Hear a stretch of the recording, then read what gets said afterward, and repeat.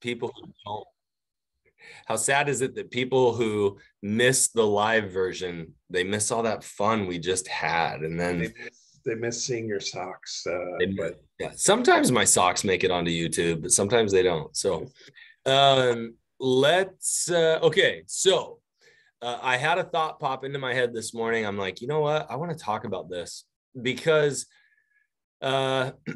interestingly enough, years ago, my family did a lot of therapy. My mom always identified herself as a codependent. In fact, I identified myself as a codependent because I took on a lot of those similar traits. And the truth is, I would identify that way when I didn't actually fully understand the codependency model. And when I really got to understand the model, I'm like, ew, that's not the way I describe codependency. But one of the interesting things that as I was thinking, I've been working with a lot of different couples, and a very normal thing is that we use other people in our lives as like hidden regulators, right? So if you and I, Scott, we have a fun relationship. If I got on here and you were maybe not as acting the way that I'm expecting you to act, then I might consciously, subconsciously regulate my emotion through you. Like, oh shoot, I haven't talked to Scott for 6 weeks. Like, what I used to do years ago when I was more of an anxious attachment is I'd be like, oh man, I wonder if I piss Scott off. Like, I wonder if I hurt his feelings. Like, man, I wonder if he and I are okay. Like, it would be, what I used to do would be like almost check in. Hey, are you okay? Without even saying, hey, I'm feeling a little insecure, Scott. Like, I'm noticing that you're kind of somber, or maybe not as fun as you have been before. Like, are we doing okay? Is everything okay with you? And most of the time somebody's like, oh yeah, things are fine. And you might not want to tell everybody over the air that like my cat's sick and like, I am having a little bit of a rough time, but I don't really want to talk about it in front of everybody, right? What we do is we use other people to regulate our emotions, and a lot of times we don't even realize that we're doing it. And I had to learn myself to get out of my anxious attachment of feeling like I'm not okay and other people are okay. So if other people aren't okay, it must be me. I've had to learn how to overcome that and work through that. And sometimes when I'm in a little bit of a bad place, I can feel it coming up. We have a phrase in my house because I have a kid, one of my kids who also experiences that. We have a phrase in our house where it's like, hey, I'm feeling a little anxious attachy. And it's like, it's our way of saying, I can tell I'm not in the greatest of place and I'm needing you to comfort me, right? And if we're even able to call it out and own it, that's actually a very secure, healthy, secure attachment thing to say. But what I see a lot with couples is that, and a pattern, a very stereotypical pattern in a hetero relationship might be that a man comes home from work and he immediately is looking at his wife and saying, hey, how's she doing? Is she happy? In fact, in our culture, we joke about things like happy wife, happy life. And the message that gets sent is that if I can figure out how to make my wife happy, then I will be happy. And if I'm not happy, it's probably because I am not working hard enough to make my wife happy, right? I had somebody say to me the other day that a healthy version of it would be happy spouse, happy house. And what that means is that if we're going to focus on taking care of each other's needs, and we do that together, then we're working to actually help each other be happy, instead of, as long as one person is happy, then I'm happy, right? And perhaps the way I always interpreted codependency was, if I could just make this other person happy, then I'll be happy. And if they're not happy, I must not be working hard enough. And that's where prodependency, I think, is such a powerful thing, because the truth is I love people enough that I want to help them be happy.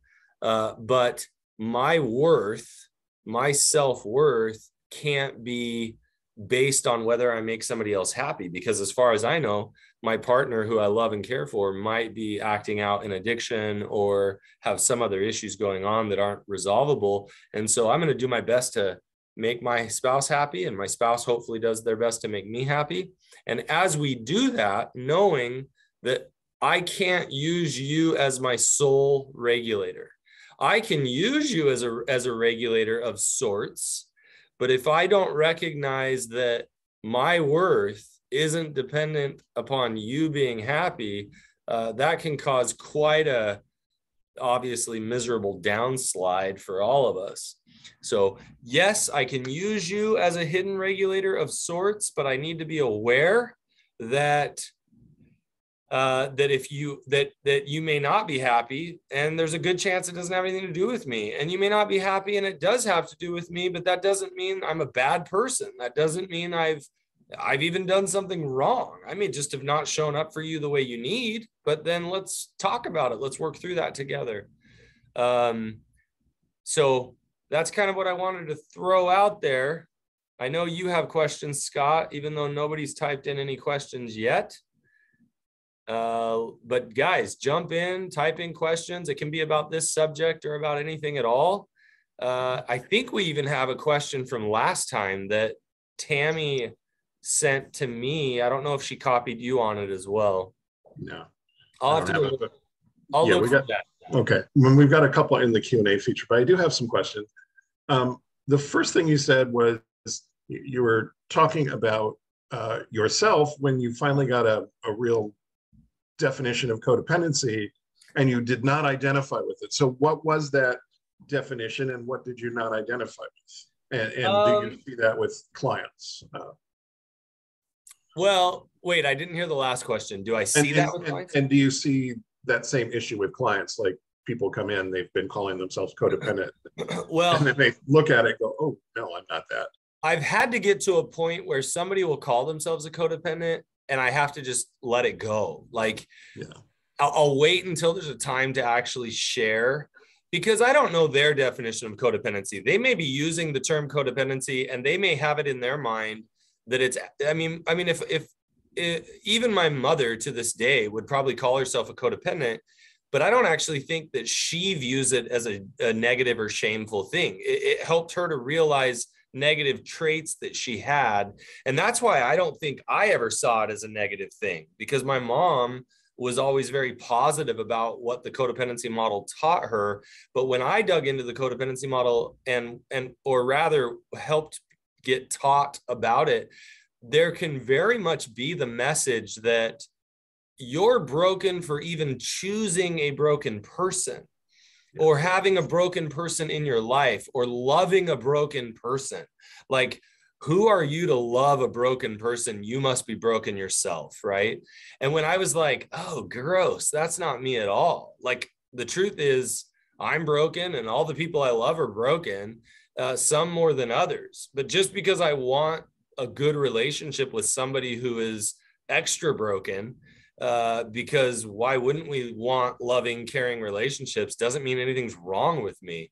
Now, I might need to learn a healthier set of boundaries. I might need to learn a healthier way of interacting. I might need to even distance myself from that person more than I thought I needed to, right?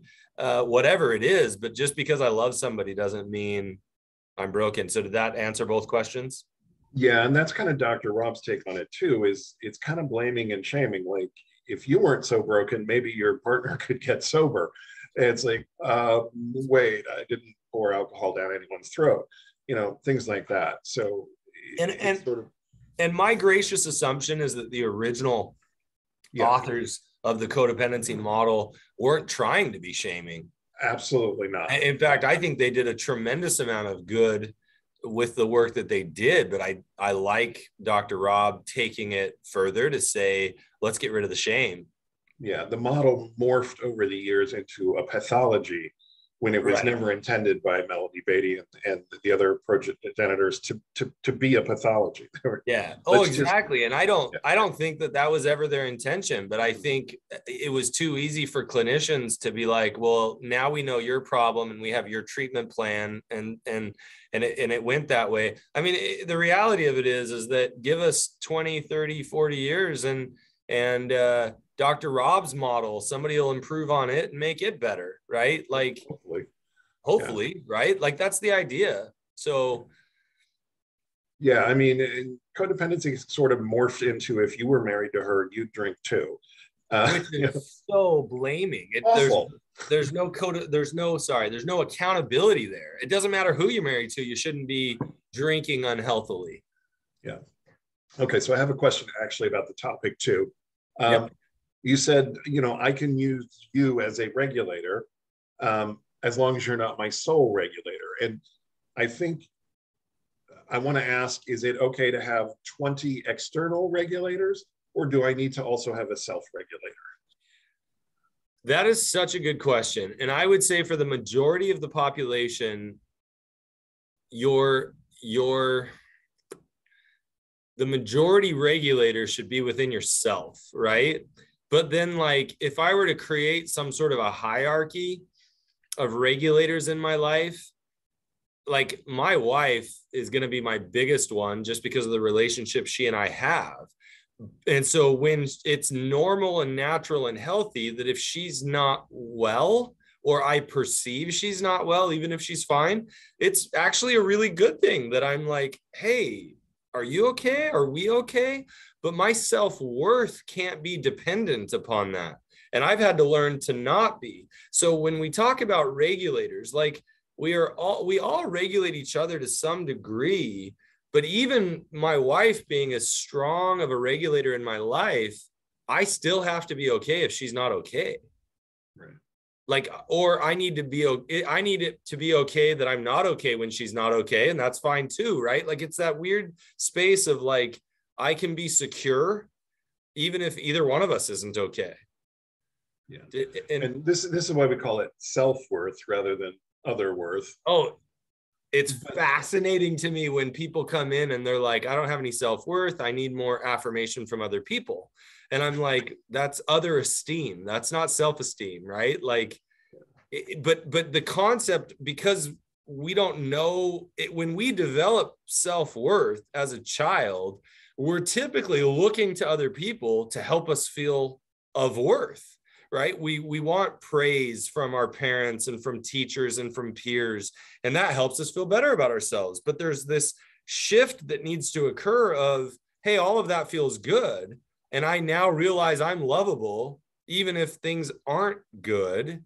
And some of us never make that shift. We think self-worth is how other people feel, or our perception of what other people think about us, which can be so wrong too. Yeah. Yeah, so we are actually taught usually by parents and other caregivers that we have value, and then we internalize that. And there are some people who never internalize that. And there are some psychological conditions that if we were to really dive into it, which I won't say that I'm an expert on all of those psychological conditions, where they can't self-regulate. And we have to understand that there are certain people who don't self-regulate. And there's other people who don't regulate off. There's certain psychological conditions where they don't regulate off of anybody else. It's only from within. And so narcissism. I believe, well, narcissism would probably be like true narcissism. A true narcissist most likely doesn't self-regulate at all. Well, yeah. True. And that they are constantly looking for external validation, but that never satisfies, right? I was thinking, and I don't know that I have this perfectly, but like somebody who is a sociopath, not a psychopath, a sociopath, most likely doesn't externally regulate off of other people. It's all within. They actually have to learn to observe that other people are dysregulated and that might mean something. And so it's almost the other way around, right? Personality disorders struggle to self-regulate, and they need external validation, and they can't ever find it within true personality disorders. Whereas somebody like a sociopath doesn't know how to use other people as external regulators. And I could be wrong. I'm just throwing out the possibilities. So it sounds good to me. Well, I just need to put it out there because I'm not going to try and establish myself as a complete expert on this. I'm wanting to talk about overall, if we look at a healthy population, we want other people being regulators in our lives and helping us to regulate. But when it comes down to it, we need to find that within. Yeah. And I mean, some people are taught, I mean, I was literally specifically told what other people think of me matters more than how I feel. Matters more. I was told that by my mother because she believed that. Right. So, you know, of course I became. And if that was true for her, she was just teaching you the truth. Right. No, I mean, it's what she believed to be true. It's what she was taught, what she learned. Right. I'm not blaming her, but I was raised with that. What is the process of undoing that? You know, unraveling that. You know, I mean, and I'm always reminded of the Saturday Night Live skit. It is better to look good than feel good, if you're old enough to remember that. You know, that's what I was taught. You know, it's better to look good than feel good. Which is so fascinating to me, because if you asked anybody, would you rather look good? I shouldn't say anybody, because obviously some people don't feel this way. But if you were to ask a lot of people, hey, would you rather feel amazing than look amazing? I mean, most of us, I know I'm at a place now in my life where I'm like, I'd much rather feel good. I mean, if I'm ugly, whatever, right? But like, if I feel good, I'll figure out how to deal with the ugliness. Yeah. And look good is more than just like physical looks. It's like success, and people think correct. You know, totally. That's what I was taught. And it took me a long time to realize I'm miserable. Totally. And this is a facade. It's a fake. And I can look like I'm successful, but it's a total fraud. Yeah. Yeah. So anyway, all right, let's jump into the Q&A. We got a bunch of them flying in here. I am 6 months into recovery, fully abstinent, working on step 4. Congratulations. Yeah. My wife and I are working with the CSAT. She has really struggled with my behaviors that she discovered 6 months ago, fantasies, sexting, etc., but nothing physical. So there were fantasies, there were sexting, but there was no touchy. Right now, my problem, sorry, that was a little graphic. Hope I didn't trigger anybody. Right now, my problem behavior is looking at women, which triggers her, since that was the key behavior she knew about for all 43 years. So they've been together for 43 years.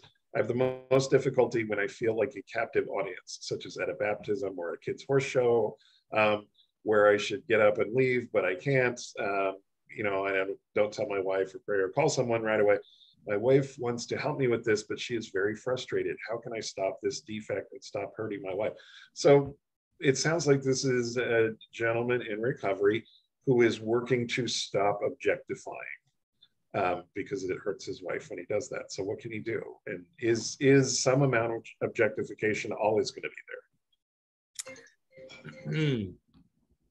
Really good question. I'm gonna probably I'll try and break this down a couple of different ways. I will often teach people in recovery that if you can learn, okay, I would say the goal is this. I wouldn't want you or anybody else to stop noticing people. Right? Could you imagine if I said, I want you to live the rest of your life and never notice a beautiful sunset, right? Or a gorgeous sunrise or whatever, right? Right? There is value in recognizing beauty and recognizing attraction, but attraction isn't just sexual. Attraction is, I mean, I will notice people of the same gender, even though, I mean, it's so funny. I can be like, it's debatable. I jokingly say I'm the gayest straight man you'll ever meet because I love men and I love affection, but I don't want to be sexual with them, right? But so I notice attractive men all the time. I mean, it may be triggering for somebody to hear it, but my wife and I are so secure that, like, I remember one time we were getting on an airplane and she goes, "Oh my gosh, look where you're sitting. That guy is so your type." And she was just talking about it from a physical attraction standpoint, because she knows the type of men I'm attracted to. But I'm getting into a big time tangent here, but I'm kind of not, and I'll explain why. And so having attraction, even if it's physical, right? I have it all the time with women, with men. But I also know that if I start feeling sexual attraction to women, that I recognize there's something going on inside of me that I'm possibly missing, because why is that desire or temptation coming up for me right now? So I just use it as an opportunity to go, hey, what's going on? I might not be as connected to my wife right now. I might not be getting other needs met in some other areas of my life, and I'm just not paying attention to it. I know it is not uncommon for me after I leave work to have a bag of candy in my bag, and I'm just munching on it, not even thinking about it. I'm just slamming down candy. And I know I'm doing that mindlessly to numb some type of anxiousness or something. And we all have these negative habits. I just don't get in trouble from my wife for eating candy, right? Like, and I exercise enough that it doesn't matter. But what I'm trying to throw out there is that having the temptation, noticing the temptation, is not wrong. What you and I do with it is the thing we need to be working on, right? So if I'm in this situation and I'm at a baptism or a kid's horse show, I don't even know what a kid's horse show is, but if I'm at a kid's horse show or anything, and I happen to notice another person and I start lusting after them or fantasizing or objectifying, I need to ask myself, okay, what's going on? Right? That's where we call it the 3-second rule. You have about 3 seconds to realize what you're doing. And if you can shut it down in under 3 seconds, you're not going to be triggering the chemical responses in the brain that would then start hitting you with endorphins and oxytocin and epinephrine and all that other serotonin and all that other fun stuff that I don't even know what all of them do. And I just know that those are some of the chemicals involved. If we can shut that down within 3 seconds, then you're not fighting the chemical part of the addiction. You're just fighting essentially the obsession. But there's another word for it that the preoccupation. That's the word I'm looking for. You're not fighting the preoccupation. And so I teach my guys I teach people, practice. You've got 3 seconds. Now that's not 1, 2, 3, like, let me see how close to 3 seconds I can take it. That's just ridiculously unhealthy. It's let me recognize it as quickly as I can, and then start using my brain to figure out, okay, why is this happening? What's going on? Is it something about that person that if I could have, that I would somehow feel better about myself? So in that case, am I feeling shame? Am I feeling unmet needs right now? Am I not getting emotional connection elsewhere? And the fantasy tells me that if this person would want to be sexual with me, then I'd feel self-worth, which is obviously faulty, right? So I'm going to try to break down all of those objectifications, and I'm going to work on not being ashamed by them, right? I can't be ashamed by them. They're going to happen. I'm not even choosing for them to happen. So now I'm going to learn from them anytime they happen. What is going on for me? And I try to do that everywhere in my life with any unhealthy behavior, or even a healthy behavior that I feel a craving for. I wonder what's going on for me right now that I'm feeling this healthy desire to go do this thing. I think I'm missing out on this, that's just self-awareness. So gaining self-awareness here, anything your wife can do to help you, it's hard because I don't want to put a burden on her. But if she's asking the question, I might say to a spouse, yeah, what you can do is normalize the behavior, not that it's okay, but that it's happening, right? Yep. I realize you've got some objectification coming up. I don't want you to keep doing it. I don't like it. What's going on for you? Do you want to talk about it? Can I mean, if I'm in an anxious, unhealthy place, I'll ask my wife, hey, can you scratch my back? Can you touch me? Can you hold my hand? I'll do things to try and pull me away and use her as a healthy regulator, like we were talking about earlier. But as far as stop hurting your wife, I think it's going to take time and practice for you to work through it. It took you 43 years while you were together.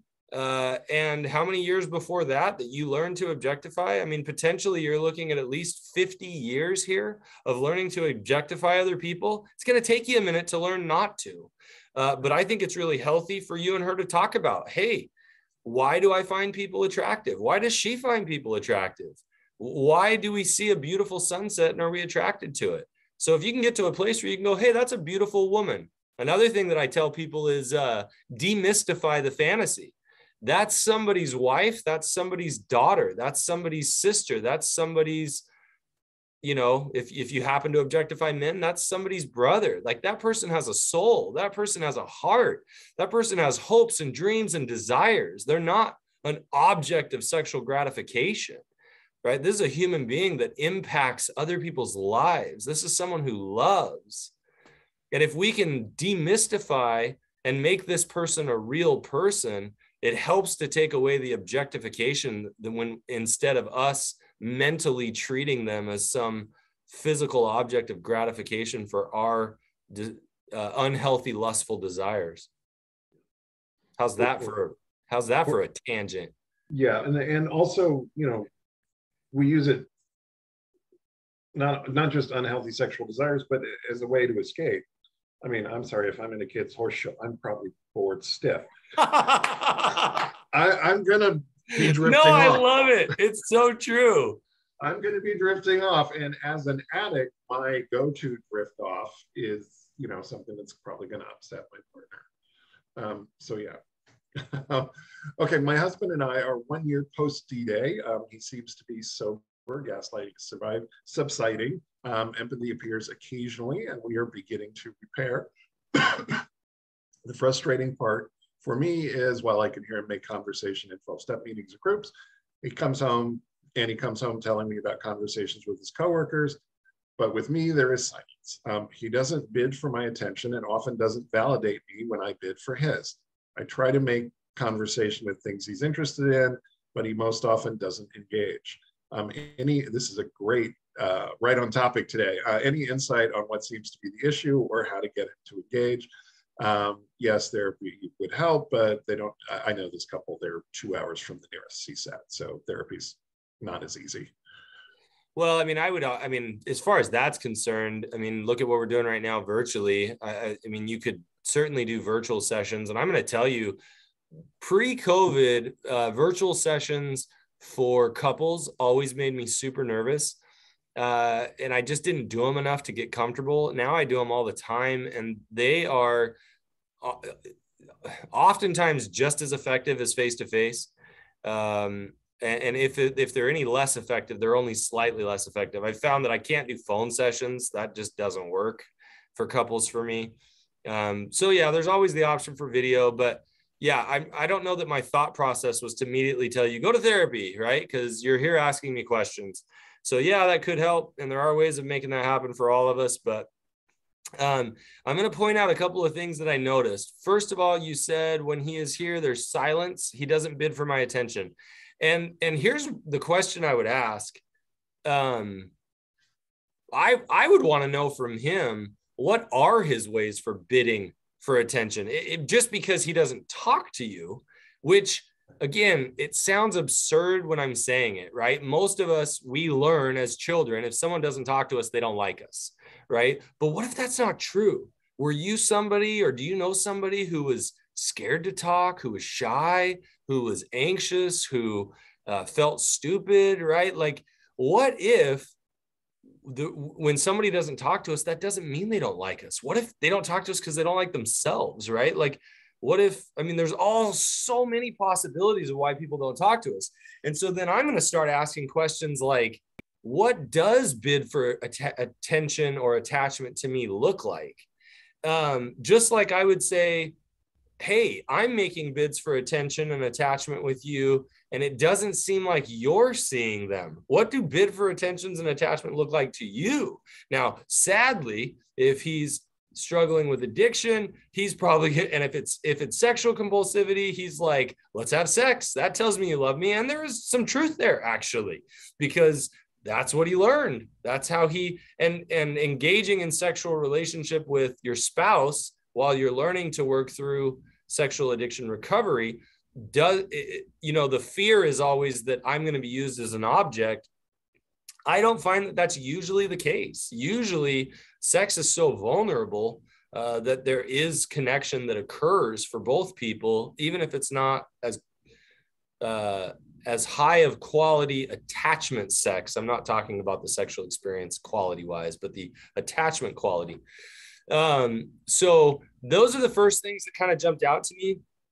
Now what I'm going to do is, okay, any insight on what seems to be the issue or how to get him to engage? So there were a few ideas there.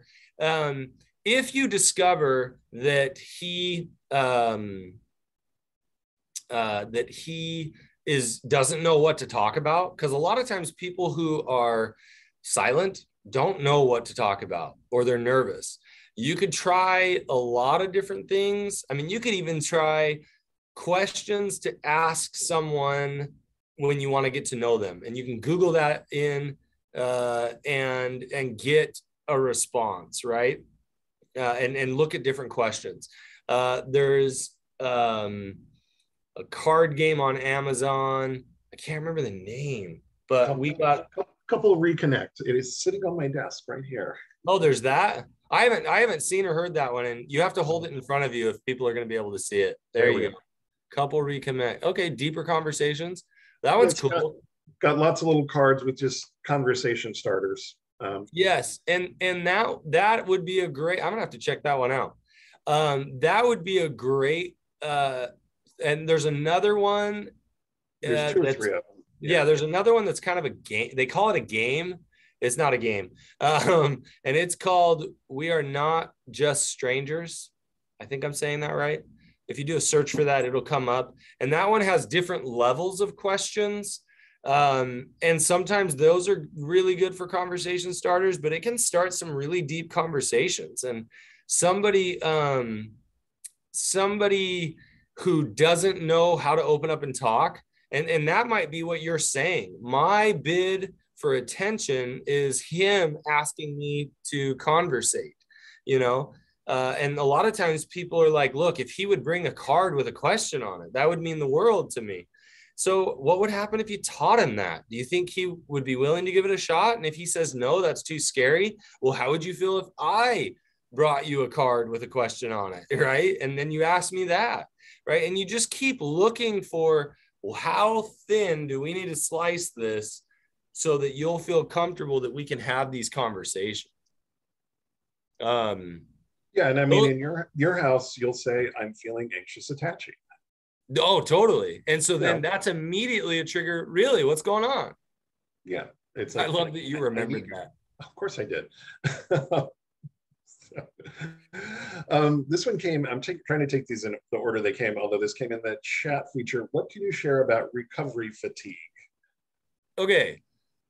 So I read this one, and I don't know if there's something that they're specifically referring to. So like if somebody has coined the term recovery fatigue, it may mean something different, but as soon as I read it, I'll just tell you my thoughts. So sometimes when we get into recovery or healing, what we end up doing is we almost place all of our need fulfillment into that box. And so what happens is we make the center of our world, let's say in this case, recovery. But at some point we need more, but we just keep focusing on what we've learned in recovery, and we don't expand out to what we really need or to further what we really need. And then we get sick and tired of recovery. And so that's what I thought, Because I've had people where they'll do recovery for a couple of years. They'll do individual therapy, couples therapy, they'll do group therapy, they'll do couples group therapy, right? And they're like, I don't want anything more. I don't want any more therapy, right? And it's not that therapy's been bad. It's that they're like, I have other needs in my life that aren't just therapy related. And if I were to make it a lot more simple, like I at one point set a goal to run a marathon, and then I ended up running like a bunch of marathons, and then I did an Ironman. And when I finished my Ironman, I was so tired of working out, and I never loved running. Like I enjoy running, but I don't love it. Like I don't want to train all week long running. And swimming was the worst. Since I did my Ironman, I've hardly swam at all because I don't like swimming, but I wanted to do it well enough for the event. And so I did it. And then running, it's like, I have running fatigue. I would rather cycle. I would rather be out on a bicycle. And so it's kind of that same concept when it's outlived its purpose, or when we've overstretched its purpose. We actually need to learn to scale it back and say, I'm never going to stop doing recovery, but perhaps I need to introduce into my recovery a wider expanse of what recovery living actually looks like, because my current definition of recovery has gained fatigue. So what do you think, Scott? I think you're right on the money. I run into this with circle plans all the time. Circle plans are what we do with sex addicts, porn addicts. I use them with all addicts. The red circle is like the bullseye circle, things I'm not allowed to do. And then the next circle, I call it the yellow circle, is slippery stuff, people, places, things, thoughts, feelings that are slippery for me that might lead me into the red circle behaviors. And then there's the outer circle, which is the green circle, which is recovery related activities and healthy, fun stuff. And, you know, the guys I work with in my online work groups, and I'm sure Matt gets this in his practice, you know, they're really good at filling out the red circle and the yellow circle.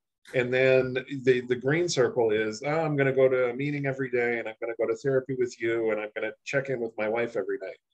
And my question is, and what are you going to do for fun? You know, Yeah. I mean, come on, all work and, you know, no play makes Jack a very dull boy. I love asking like people in recovery, you know, whether they're a betrayed partner or struggling with addiction. I love asking them, what book are you reading? And when somebody tells me, oh, you know what, I've been really enjoying this book. I personally like Brandon Sanderson and his fantasy series of books, you know, or like, oh, I've been reading Lord of the Rings lately. It's so good. You know, I'm just making something up right now. But like, but when they tell me they're reading something for fun, I'm like, yes. And if they're like, oh, I'm reading this book, I'm like, oh, that's a really good recovery book. When's the last time you read a book for fun? Right. And they're like, oh, I can do that. I'm like, no, you like have to do it. And I find that I can usually read a couple of recovery books, and then I'm like, I can't read another recovery or like a therapy book or a psychology book. I love them. I love reading them and consuming them. They're fantastic. But if I don't throw like a fun book in there, I get burned out. Yeah. I mean, recovery is not, we don't get in recovery so that our whole life can become recovery. We get into recovery so we can have a healthy, enjoyable, well-balanced life, which is what we did not have in our addiction. Yeah. And true recovery, if we're talking about a recovery life, has tons of fun in it. Yes. Like you're not in recovery if you're not having fun. If you're not finding ways to have fun and experience joy, then your recovery ain't going to last very long. I love my use of the word ain't there. Right on point. So yeah, I mean, you will get burned out if you don't break it up and have a holistic life instead of just a recovery life. So yeah, okay. My porn addict, sex addict husband and I have been out of the house, separated, so living in different places for 10 months. During that time, all the blame has been placed on me. He believes that we are not compatible. He said that he had affairs and indulged in many other activities in order to have a better relationship with me. Does it make sense to have secret affairs in order to make a marriage better? Or is this an excuse that you see with porn addicts and sex addicts? I'm just going to shut my mouth because I could just rant for about the next 27 minutes. So you're on that. You get to rant. Well, so I'm going to actually take, I want you to hear my compassion, but you will not hear me make excuses. I believe that people who say things like this truly believe that for them, that's what they had to do in order to make it better. But what he's really saying is, I had to do this in order to survive the marriage. I had to do this in order to make the marriage better. And so if we were going to be together, I had to do this. And I'm always like, okay, talk to me about why it was so bad that you had to sleep around. And here's the other question: how did that make it better for you? Right? Like, but if you were to ask, I mean, this is where I'll throw it out. I mean, I could ask Scott this, right? When you were an alcoholic, did you have to drink alcohol in order to make life better? Well, yeah, I thought I did. Right. And so in somebody's unhealthy state of mind, and if they don't know how to live a better life, that's absolutely the truth for them. Now, I couldn't live in a relationship with somebody like that because that's not my truth. So I will say that I would never, if I was in a relationship where somebody said, this is my truth, the story I tell myself right now, because it's really easy for me to say this in the position I'm in life, is that if somebody said, I have to do this in order to make my life and my marriage better with you, Matt, the story I tell myself is, cool, if that's what you need to do, I'm out. Like, I can't do it. My moral compass won't function, right? But yes, I believe people truly believe that. And there might be people who, as a couple, you can have open, if there's couples with open relationships, they may both truly believe that and function. That's fine. That's their deal, but it wouldn't work for me. And so what I'm throwing out here is, even if that were his truth, it doesn't need to be your truth. Is it an excuse that I see? Sure. I see that excuse all the time. People make all sorts of excuses rather than saying, like, if he were to be honest about this in the healthiest way possible, I made some horrible mistakes of lying on you and cheating on you, lying to you, cheating on you. And the story I told myself, and which was, it may have even been true for me, is that in order for me to survive, I had to do this. But you don't deserve this. This wasn't okay. I violated every vow we made together and then some, right? And so there's nothing about this arrangement that was right or was fair. And I've got to figure out my crap before I can come back into our relationship and figure out if I can do this relationship with you. And I should have been honest from the beginning. I mean, that would be kind of my response. I hope that answers all of your questions, but also helps you understand I'm not condoning any of that behavior. Yeah, Matt is much kinder than me. I mean, all I hear in this is denial. You never held a gun to his head and said, do this or even else. if you did, that doesn't give him a reason to go do it. That's just dumb. Right. Yeah. And I was very good at blaming other people for my actions. And when I got into recovery, I wanted to know who was at fault and when they were going to apologize and make amends. That's what I wanted. And it took me a while to come around to the fact that, oh, I did this. So yeah, this is on me. So yeah. Next question here. Do you set boundaries? This question cracks me up. I saw this earlier and I thought, I was like, oh yeah. Like, me personally, do I set boundaries? It's so funny because for a second I'm like, do I give an impression that I don't set boundaries? And then I'm like, okay, this obviously this isn't about me, but then it leaves me wondering how to answer the question, because it'll leave me into an incredible rant. I have spoken on here before that in my personal belief, boundaries in recovery are often very misunderstood. Boundaries are vulnerable. Boundaries are risky. Boundaries actually are how I define and get my needs met. And so do I set boundaries? All the time.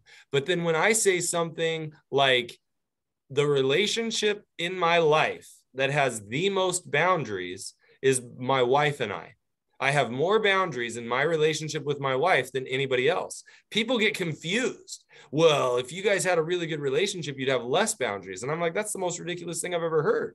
Because when you understand what boundaries are needs and understanding each other.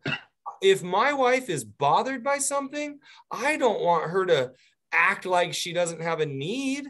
So I want her to tell me her boundaries right away so that I can honor them, so that I can do my best to show up for her. Now, sometimes we have clashing boundaries, which I would say are clashing needs. And so we might need to spend time working that out and figuring out, how can I honor your boundaries while honoring my boundaries, right? And that takes time and a lifetime potentially. But do I set boundaries? Oh my gosh, yes. I love boundaries. I just don't like the way a lot of people in recovery, my judgment is most people in recovery, how they define boundaries are not what I consider boundaries. And so I've talked about that on previous webinars. We can talk about it more, but we got a lot of other questions to get to. Happy to cover that in the next one if you want to show up and ask me more clarity on boundaries. But yes, absolutely, I set boundaries. Yeah, we've done entire webinars on boundaries. Just go to YouTube, type in Matt Wheeler boundaries. You'll get like a whole bunch of it from Matt, and he is the king of boundaries. I have dubbed him the king of boundaries.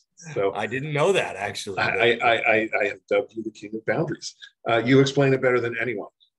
Okay, so I'm going to skip this next question because I want to get the one after it in because it's so on topic today. What things can we do to build self-worth? Concrete things we can do. You know, this is such a fun question. And there are times where people ask me, and I have literally thought, like, I'm inadequate at teaching this. And really why I say that is what I've learned is that it's hard for me to tell you. Sometimes it's about figuring out why I didn't develop it in the first place, right? If I were going to throw out like the most concrete thing that I could think of that is still super vague is learn to love yourself. Learn to discover that you have worth. But that feels like a circular conversation. How do I discover and build self-worth? By learning that I have worth and that I can love myself, right? And so it's super tough. You hear people, I used to hear people all the time, like, oh, do affirmations, look yourself in the mirror and say, I'm good enough, I'm smart enough, and doggone it, people like me. That's like Stuart Smalley from SNL, Saturday Night Live. It was kind of again, YouTube, if you don't know. Right? Like, but the funny part about it is that there's some truth there, right? Like, and so I don't use the term affirmations anymore. I talk about self-compassion because I think that's a much more concise understanding. I need to learn to be compassionate with myself. I build worth by learning to be compassionate and recognizing through my own efforts that I'm worthy of compassion, that I can make mistakes and I'm still lovable, that I can do wonderful things and I'm still lovable, that I can treat people in a certain way and not get the outcome I want, and I'm still lovable, right? Like, I'm a good dad, but my kids may not live the way I want them to live or the way that I think they should live to be happy. And it doesn't mean I'm a terrible father, right? Like, and so it's this realization that, like, I have worth and I'm lovable. So the concrete things, honestly, buy some self-compassion workbooks. I've told people that struggle, if they know their self-worth came in childhood, start buying kids books on self-worth and workbooks. Fill out the workbooks as though you were a kid. And like, I remember at one point I had a photograph on my phone from when I was a little guy, and I was dressed up in this Halloween costume, and it was probably at a time period, it was in a rough time period in my life, but I could look at that kid and be like, oh my gosh, I was such a cute kid, and I just wanted to be loved. And so sometimes it was me having conversations with that kid inside of me and saying, hey, tell me why you hurt. Tell me why you don't love yourself. And thinking, well, what would I say to my little boy or little girl at home to help them feel loved? And so then I'd start saying those things to myself, and I had to heal my inner child. And that's for me. I think everybody's going to be different, but those are some things that I think are pretty concrete. I would ask other people who have good self-worth, like, what are some of the things you did in order to build your self-worth? And did you ever not have self-worth? And if you've always had it, what did your parents teach you? Right. So hopefully that gives you enough info. Yeah. I mean, I love this question. Affirmation, self-compassion, whatever we want to call it. In AA, they have a saying, if you want self-esteem, behave in esteemable ways. Change your behavior, the rest of you will follow, which I have found to be true. And then I know we're talking about self-esteem here, but I had to learn to reality check my shame, because I walked around with a lot of shame. There's a book called Drop the Rock. You might want to pick that up too. But I had a lot of shame, and I had to reality check. Am I really, a horrible person? And people would be like, no, why would you think that? Oh, totally. And I think that so many of us, we believe the lies of internal toxic shame and external toxic shame. Internally, I believe that I'm a terrible person. Externally, I believe other people believe I'm a terrible person. And so if I reality check and I'm learning, and this is a common struggle in recovery, is that somebody will finally get self-worth, but they struggle to believe that other people don't see them with less self-worth. And so learning to reality check, hey, you're somebody I trust. I've finally learned to believe I'm lovable. Do you believe I'm lovable? That's when an affirmation from somebody else can actually be helpful, because they're like, oh my gosh, of course, you show up for me in so many different ways. But affirmations from other people won't help if we ourselves don't believe we have the capability of being loved. So my daughter always asks me, Dad, how can somebody not love other people more than they love themselves? And it falls into that concept. How do I show love to somebody else if I can't even love myself that same way? Right? Like it's a tough thing for people to understand, but yeah, reality checking, learning as much as you can about shame and how it works. Brene Brown's really good at all of that stuff. Yeah. All that can help build self-worth. Yeah, all of Brene Brown's books, definitely read those. This is a follow-up question to the one about not engaging properly in the relationship. Our relationship was built on conversations, long conversations about everything, and we still share common interests, yet he disconnected about 3.5 years ago, and even in recovery seems to have trouble connecting to me. And then it adds, he had emotional affairs while looking at porn and fantasizing about his coworkers and others. I feel the disconnect, fought the disconnect, yet we can't seem to get back to being friends again. So any suggestions here? I mean, there's pain. I'll make a crazy quick suggestion. If the disconnect truly only happened 3.5 years ago, I'd go back and start talking about that. What was going on during that 3.5 years ago? Now, what's going to suck is he might say, well, do you remember when you did this?